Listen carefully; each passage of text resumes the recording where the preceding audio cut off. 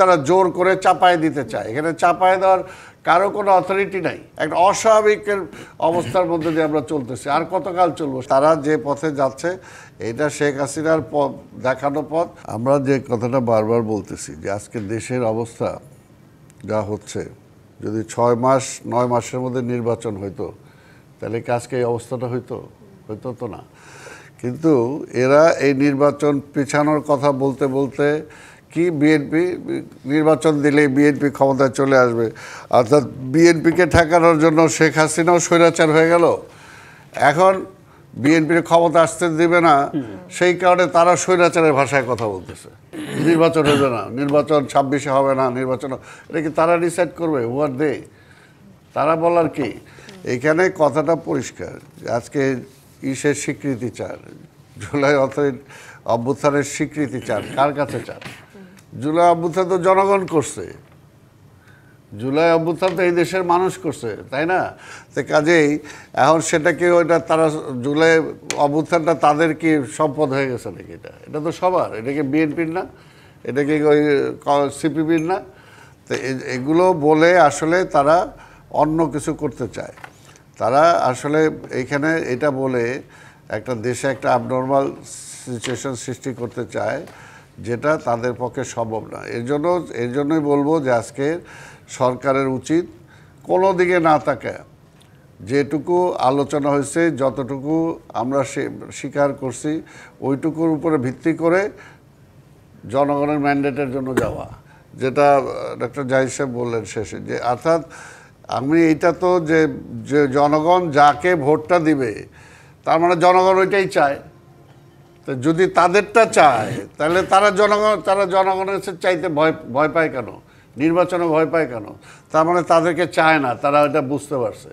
এই কারণে তারা জোর করে চাপায় দিতে চায়। এখানে চাপায় দেওয়ার কারো কোনো অথরিটি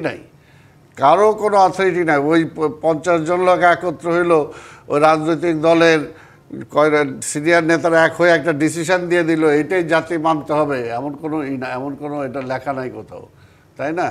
একটা সংবিধান আছে, আর যে কোনো কিছু হলো সংবিধান মোতাবেক হইতে হবে। সংবিধানের বাইরে যদি আপনি যান, সেটাও পার্লামেন্টে যায়, তারপর আপনি বাইরে যাওয়ার ব্যবস্থা। জি, জামাতের পক্ষ থেকে জনাব হামিদুর রহমান আজাদ আরেকটি কথা বলেছেন। কেউ বলছেন সংবিধানে গণভোটের বিধান নেই। তাদের বলতে চাই, আওয়ামী লীগ সরকারের আমলে সংবিধান সংশোধন করে গণভোটের ধারা বাতিল করেছিলেন শেখ হাসিনা। এখন যারা বলেন সংবিধানে গণভোট নেই, তারা কি তাহলে হাসিনা সুরে কথা বলেন না?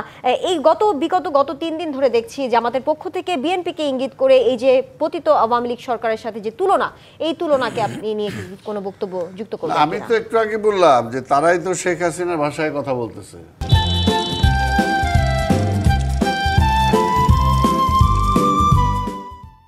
আপনি এইমাত্র বললেন না, তাহের সাহেব বলছে যদি এটা না হয় তাহলে ফেব্রুয়ারি নির্বাচন হবে না, আরো 2 বছর অপেক্ষা করতে হবে। এটা কি তারা ডিসিশন দেওয়ার মালিক নাকি?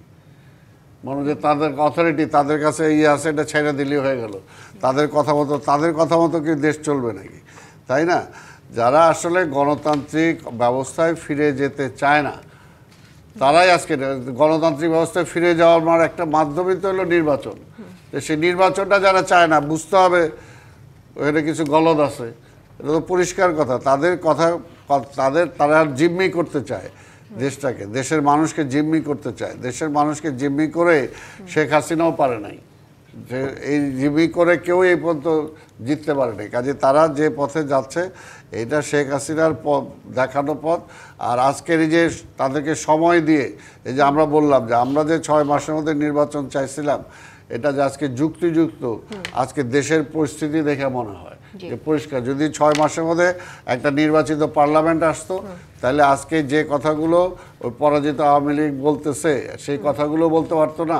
আজকে দেশে অর্থনীতির এই অবস্থা হইতো না, আজকে জিনিসপত্রের দামও কমে আসতো, অর্থাৎ মানুষের জীবন একটা স্বাভাবিক অবস্থা আসতো। একটা অস্বাভাবিকের অবস্থার মধ্যে দিয়ে আমরা চলতেছি। আর কতকাল চলবো? শেখ হাসিনা চালাইছে, আর এরাও চালাইতে চায়। এর জন্য বলবো যে আজকের ইউনূস সাহেবের পরিষ্কার যে এখন এদের কথা, যদি আপনি দলগুলোর কথাই শুনেন, তাহলে তো 1 নম্বরে আগে বিএনপির কথা শুনবেন, যদি দলের কথা শুনতে হয়। কারণ সবাই মিলে যত ভোট না পাইছে আমরা তার চেয়ে বেশি পাইছি, আমরা তার চেয়ে বেশি সিট আবারও পাইছি। আলোচনায় এই কাজে ফিরবো, দলগুলোর আমরা যে জায়গায় বলতেছি যে দলের কথা না, আপনি জনগণের কথা শুনেন, জনগণ কি বলে।